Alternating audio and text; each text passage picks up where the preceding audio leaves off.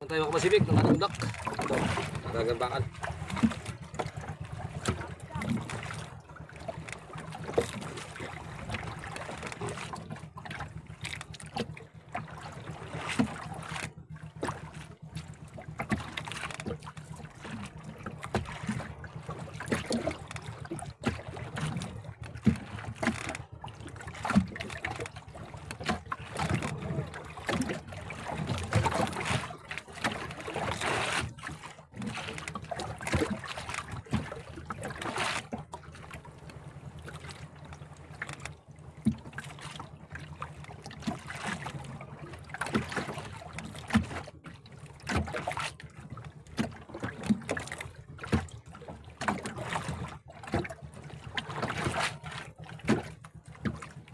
Pilit.